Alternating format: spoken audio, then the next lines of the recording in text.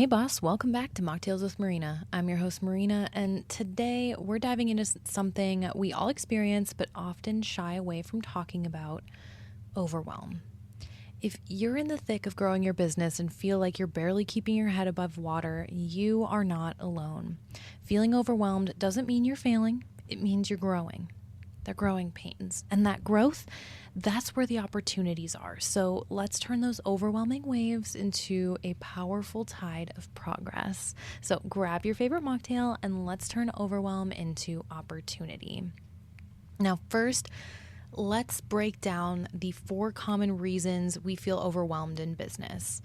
So number 1, too many tasks, not enough time, right? The to-do list is longer than the original business plan, right?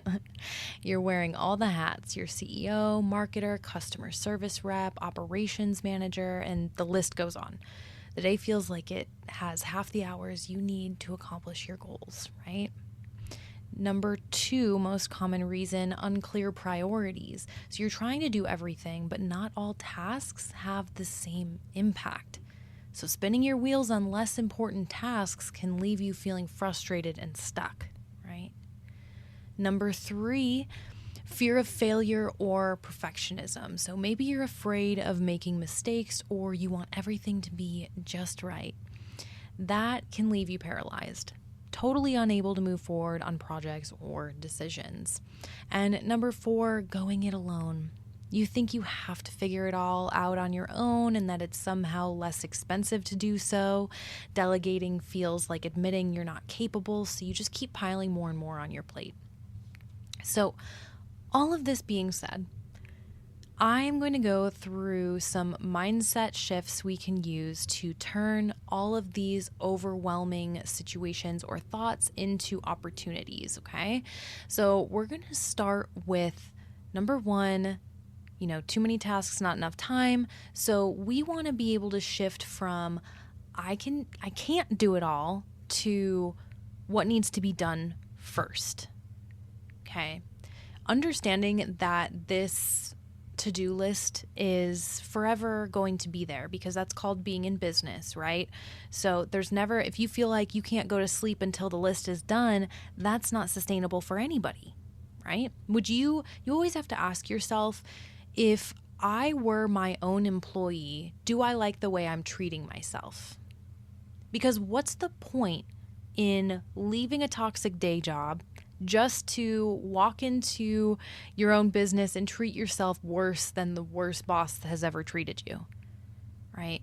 So shifting from I can't do it all and having a breakdown over it to what needs to be done first is going to be massive, right? Overwhelm is often a time management issue in disguise. So instead of trying to tackle everything at once, we need to prioritize, right? So focus on the tasks that will move the needle most.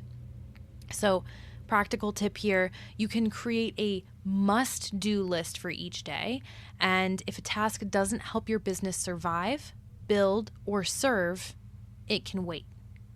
So oftentimes people think that playing with a new shiny object, some tech tool, learning more about an AI tool, whatever, you can think that you're being productive in doing that. You're like, oh, well, I'm doing research to see how I can be more productive.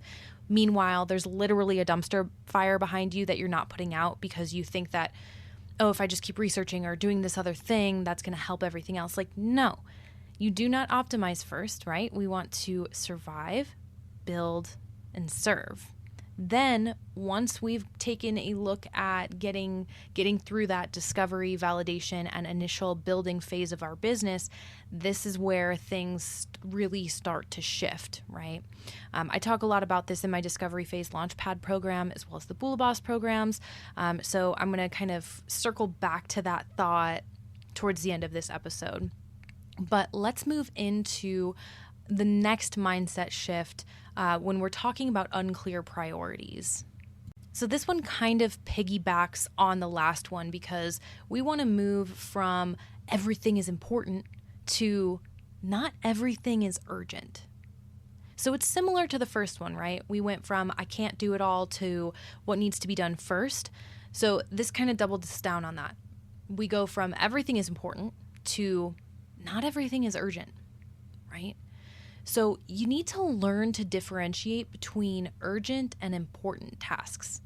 Urgent tasks require immediate attention but may not always align with your long-term goals.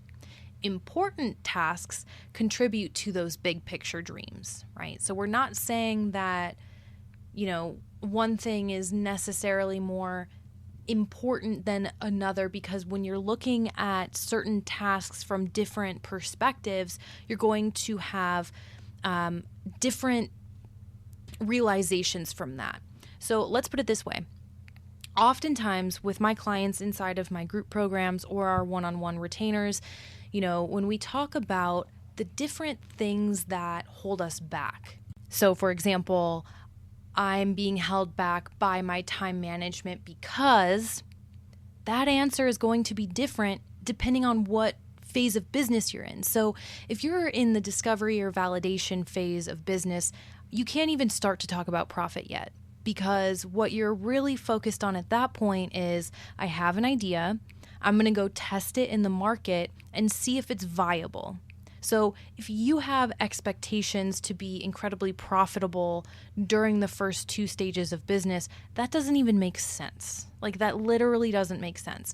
Meanwhile, if we're having a conversation about profitability during the optimization process, that's going to be a very different conversation, because there are profits to be had, right? There's margins that we are trying to mold to be more in alignment with where we're trying to go, right? But again, going back to that discovery or validation phase, you're actually spending money more often, right? Like, for example, if you're a non-alc business that's trying to put together a menu, you're going to be spending a lot of money on sampling. Like, you're not automatically going to be, you can't just open up shop and expect to make all the money back on all your products if you haven't done sampling first. Right? Because if you've done sampling first, then you can see, you're like, oh, okay, well, I know for a fact this was a hot seller, and this other thing, not so much. I mean, some people liked it, so maybe I'll carry, a case or 2 of that less popular thing, but I'm going to order a whole pallet of the biggest seller, right? You get that information from the previous stage that you were in, right? You get that from the market research, you get that from being in business and going on through time. So understanding that different things are going to be differently important at different times is so important. So if you are not a super self-aware entrepreneur, if you're not totally certain, you're like, well, I don't really know, Marina, you're talking about business phases, I don't really know what business phase I'm in, that is a great indicator that you should probably put me on your team, maybe join one of our group programs. In all seriousness, have a coach, have a consultant there to show you, okay, here's where you're at. Here's the roadmap of what people in general have done before. Even though you are doing an amazing new business that's never been done before, I'm not saying you're not unique, but there are just fundamental truths, just like how we need water to survive, right? There's certain phases of business. There's just certain universal fundamental truths about what process we all go through. And yeah, you could zoom through phases quicker than other people, or you might take a little bit longer because you're doing something totally new that takes a little bit longer to put together. Okay, cool. I'm not saying that there's a time period you have to get through this checklist, but there is a checklist of phases you go through as a business, and that is going to very much determine exactly which mindset you need to have when you're looking at your tasks and your time management, right? So always your bills are important, right? You need to always pay rent. You always need to pay the bills that keep your business running, right? So that doesn't change from phase to phase, but what bills are important change, right?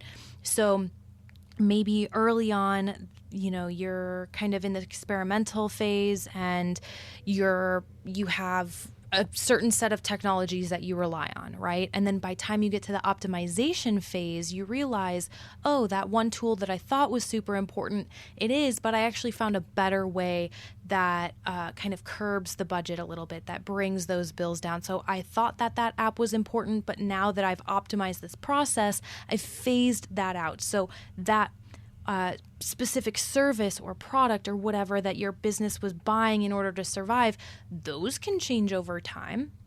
And then going back to tasks, for example, in the beginning, do you really need to focus on hiring when you are in the discovery phase? No, that doesn't make sense, because you are still, discovering and confirming and validating, is this even a viable venture?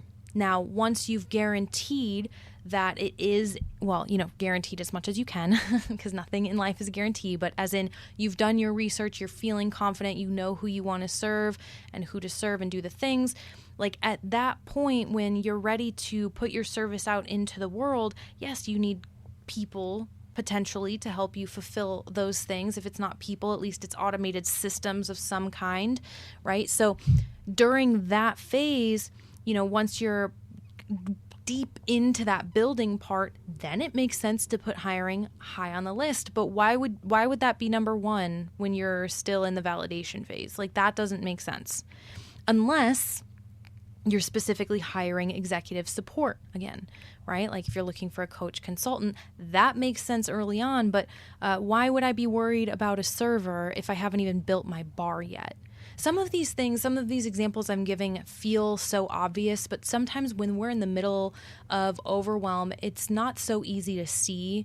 So, I want you to have grace for yourself and understand that this is a very normal thing for us to get caught up in thinking things are important in order to happen, right?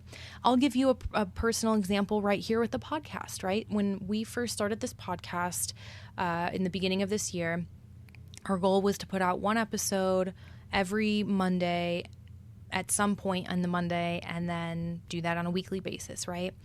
Then life happened, because we are a 2-person company and there's a lot of things we have to do and priorities shift, right?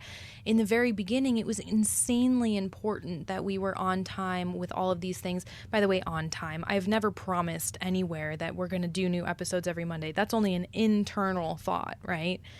But so externally, we just try to say weekly episodes. And, every once in a while we take a break because everyone does. But, for getting this far in the year, truly, we've only really skipped 2 weeks total. But point of this whole story is it was extremely important at first as we were building our trust and authority in this space. We needed to get these interviews out. We needed to do a lot of the first episodes that we did to put a baseline out there.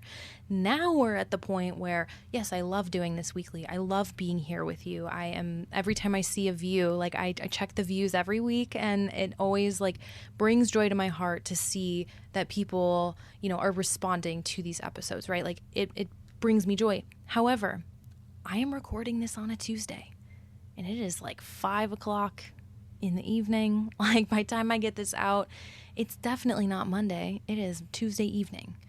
But the reason this priority went down just a little bit is because we have so many kick-ass rock star clients that are our number one priority. We spend all of our time, number one priority is taking care of our clients, because without them, we don't have a business. And the more clients that get added to our whole business and our whole practice here, that means that my Monday gets a little bit busier. So I don't get around to recording this a little as often, but that's okay, right? So it is important. The podcast is important. I love this. I want to be here with you guys, but is it urgent? No. Urgency goes number 1 to our one-on-one retainer clients, number 2 to our group program clients, number 3 to nurturing our general list, and that has different ways that we do that, right? And this is one of them.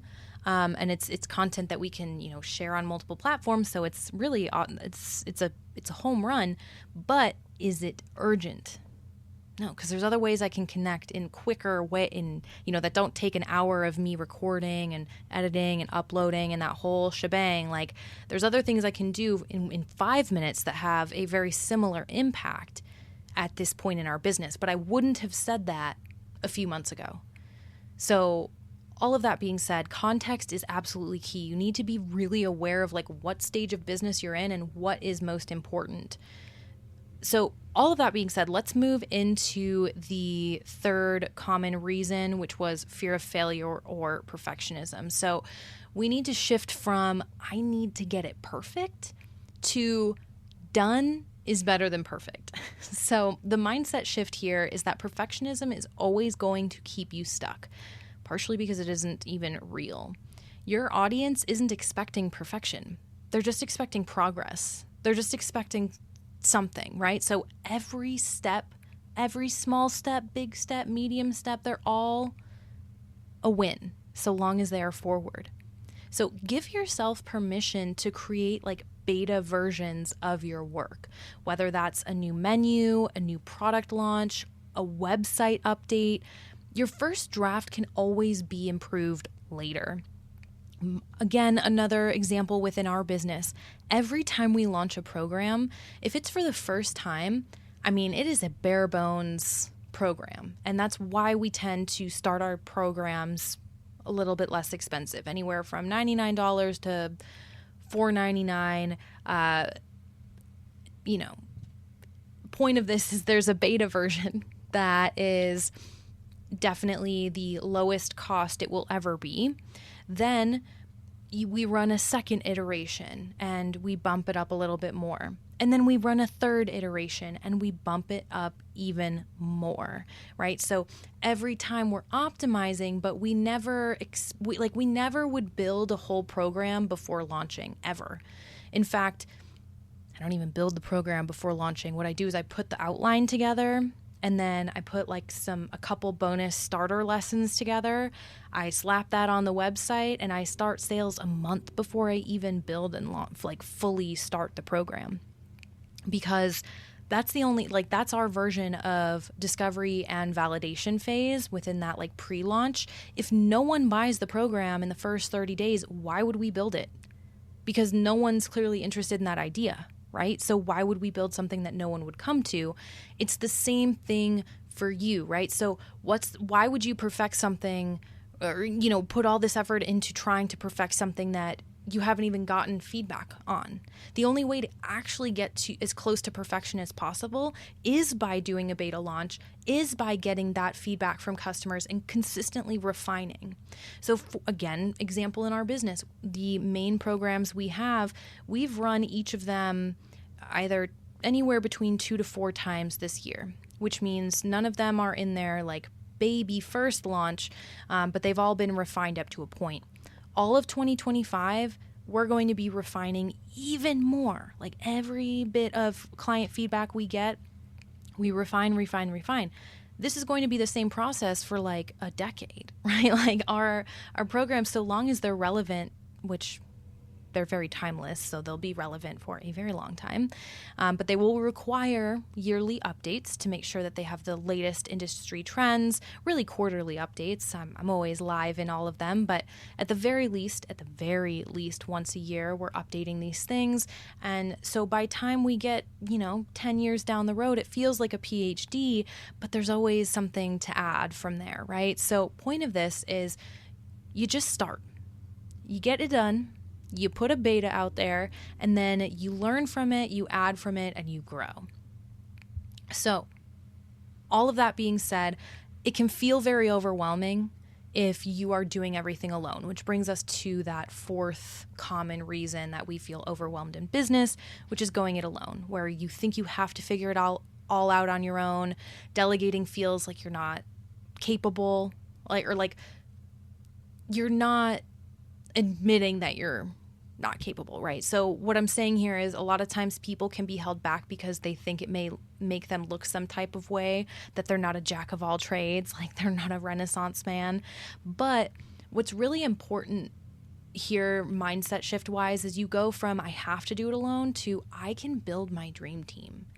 Can being the operative word, this is a privilege, because but it's something that's actually like very attainable. I know it may feel like salaries or contracts or, just hiring service providers can feel limiting. It can feel scary if you've never done it before, or you don't know who to trust, or you've never been a manager of any kind before. Like maybe this is the first time you're doing something, or maybe you're on the totally other side of the spectrum. You're an established business owner, but you've been burned.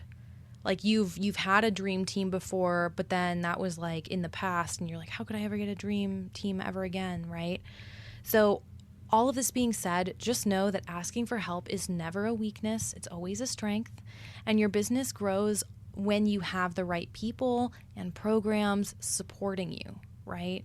So I want you to start delegating tasks, even if it's just hiring someone part-time, or if it's something super simple. Maybe you're literally just hiring a contractor for one thing, one time, just to see how it feels, and to really get your process down for evaluating what kind of help you want to have.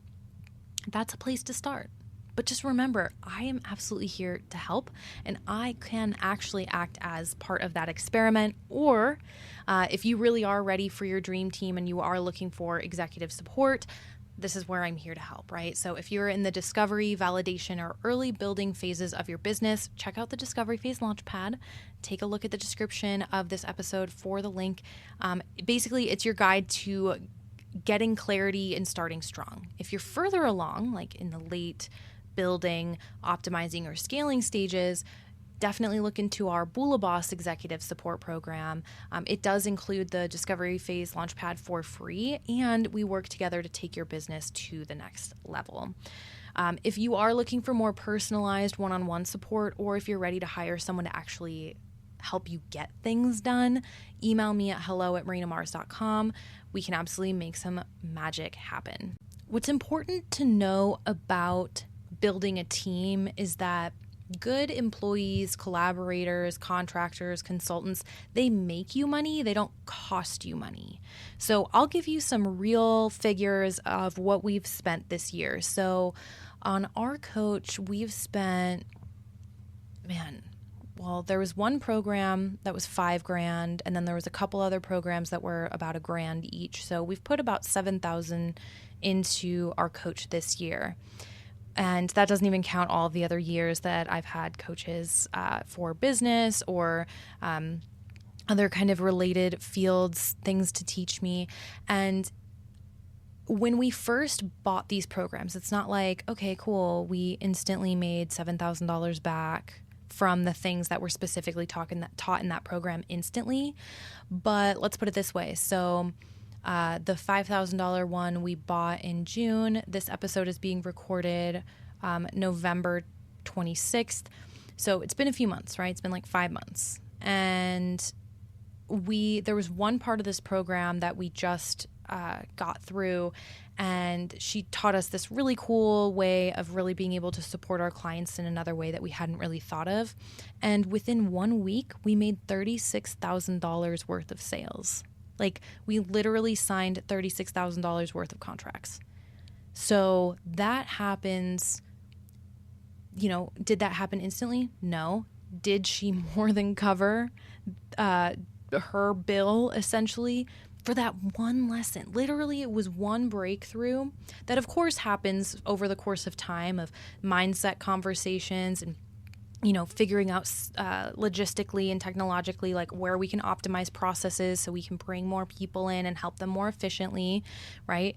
But all of that being said, when things fell into place, we got 6 times our return, and really we got so much more than that. But I just wanted to give that one example because in 1 week, like that's all it can take to change. Like all it takes, you could invest tens of thousands, hundreds of thousands of dollars in your business over years where you are in the red, you're still trying to figure it out. All it takes is 1 week to change everything.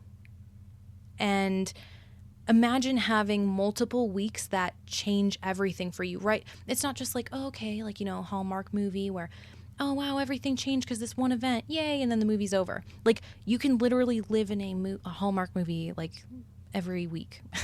Now, every week would be ridiculous in terms of like that would be an actually exhausting life. But what I'm saying is miracles can become more common as you learn more about like what it truly means to be a CEO, what it truly means to be an owner. It's like a totally different mindset from any other, like it's the opposite of anything you learned about being a good employee. Like it does not make you a good owner.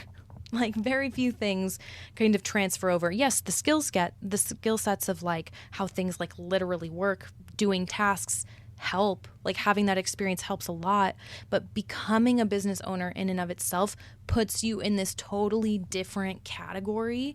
And with that, that means that the more you can figure out where you're personally holding you and your business back, the more of those miracles you're able to see. So yes, it is a raw process. You get broken down, sometimes publicly, but a lot of times it's personally in your office as you are realizing where your decision making has either helped or hurt business, and you're learning from it though, right? You're not getting stuck in those feelings. You're not getting pulled down because of the weight of it all, right? You're flowing with it. You're like, okay, again, going back through this list, nothing needs to be perfect.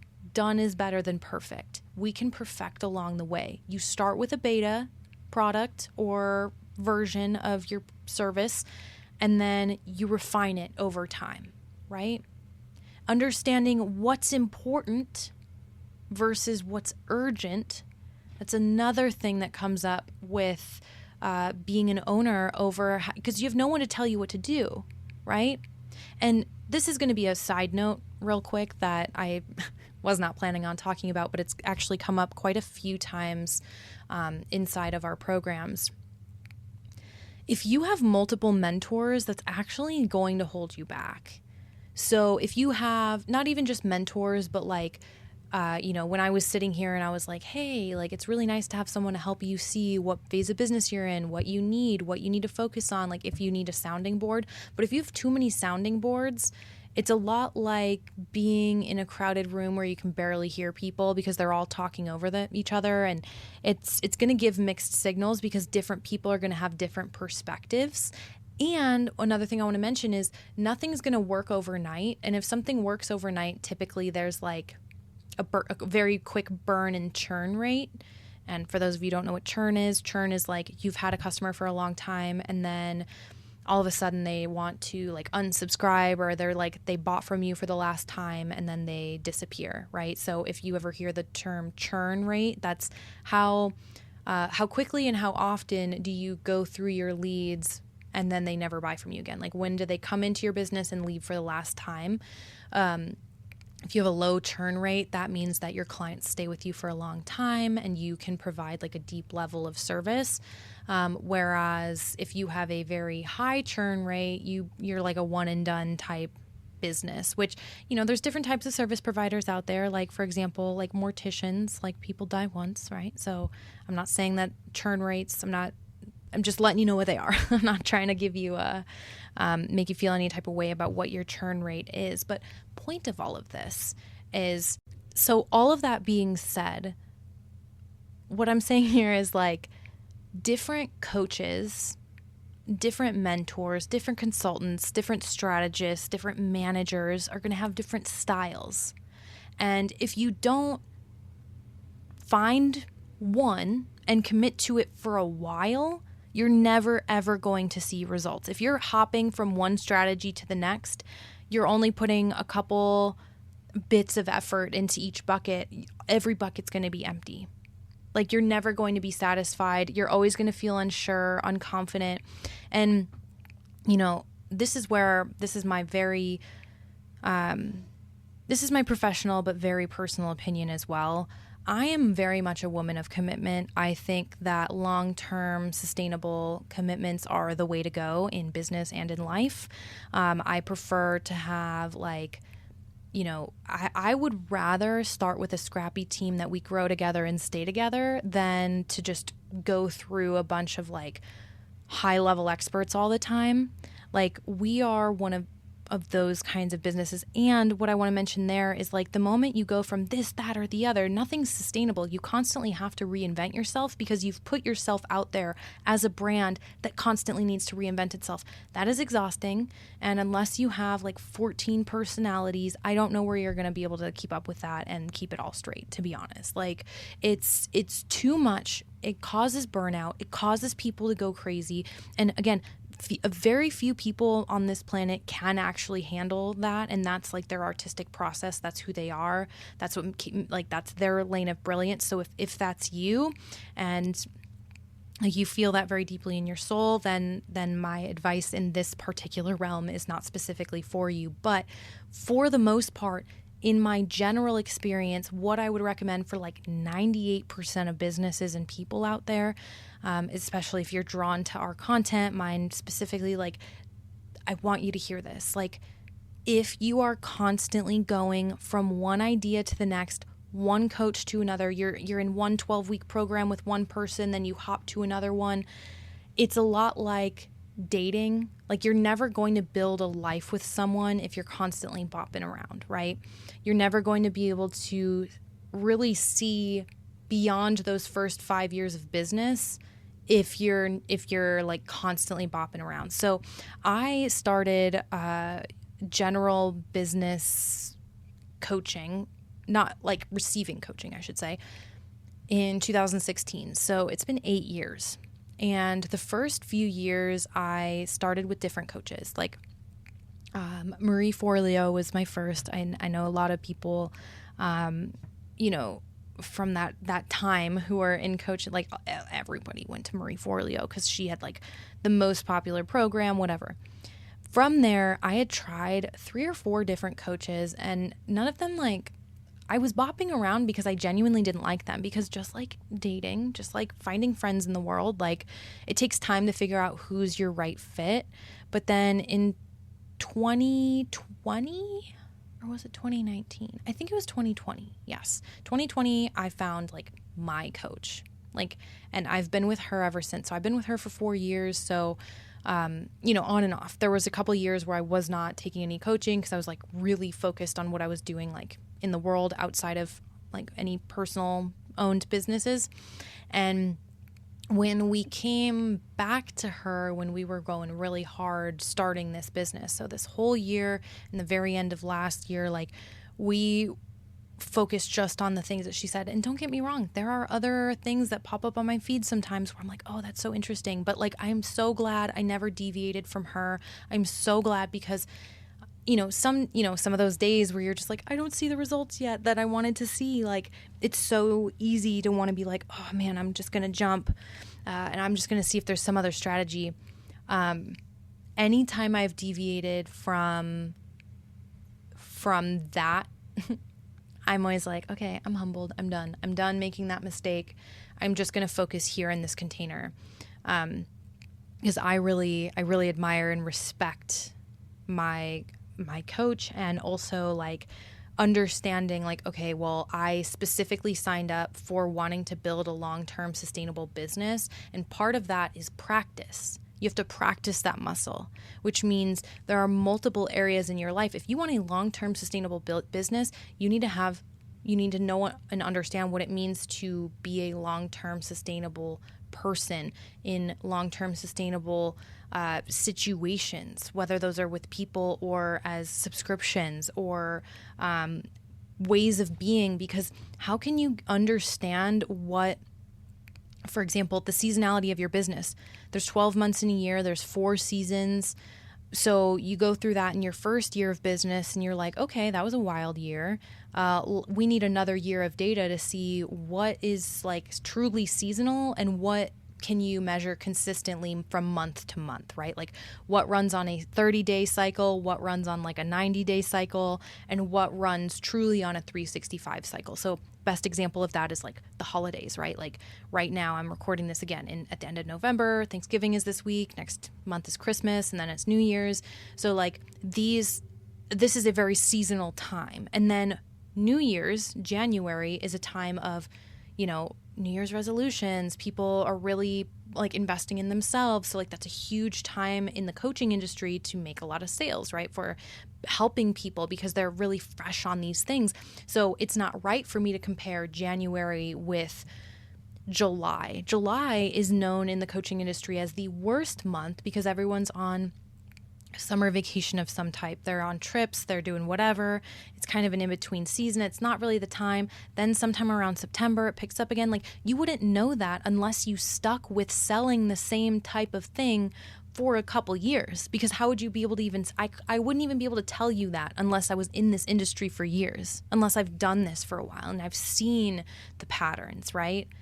Because side note, for those of you who have not listened to all of these episodes before, this is not my first coaching and consulting situation. I have done this for the entertainment industry, and like I was a dance coach and like a dance coach to also teach people not just how to dance, but like how to do it professionally, like how to make money in it. Like I did that for years. So point of all of this is like there are things that come and go with seasons, and then there are other things that are like habitual, right? Like on a daily basis. And those are things that you can only understand by sticking with something long term. So I'm not just talking about like, I'm not just trying to sales pitch and be like, hey, come work with me for a long time, because we built programs for each of the 8 phases of business. And side note, there is an episode on that if you are confused on all of these phases of business I'm talking about. But the reason I'm saying this is because this is your business you're committing to. Like if you are a business owner and you really want to do this thing, like this is something that is going to last. You want it to last, right? So there's different mindsets that we have to update in order to make that happen. And all of this being said, if we're focused on, okay, you know what, this is a long-term commitment. I need to get comfortable with being uncomfortable sometimes. I need to get comfortable with understanding that there are lean seasons and mean seasons, right? Like we need to understand that everything is going to be okay. We have faith and we have trust in ourselves and the systems that we're setting up. And the fact that even if we don't know what's going to happen tomorrow, we know that we can figure it out. And if we can't, we have a team that can. We have a resource that can help us. Overwhelm is a sign that you're working towards something meaningful. The key is to not let it stop you, but let it shape you, right? By breaking things down, prioritizing what matters, embracing imperfection, and asking for help, you'll transform that feeling of being too busy into a business that's thriving. Remember, it's not about doing it all. It's about doing what matters most. And you've got this. So that's it for today's episode of Mocktails with Marina. If this episode resonated with you, please share it with a fellow entrepreneur who might need to hear it. Don't forget to follow me on Instagram at Mocktails with Marina for more tips and resources. Until next time, stay inspired and just let me know if you need anything.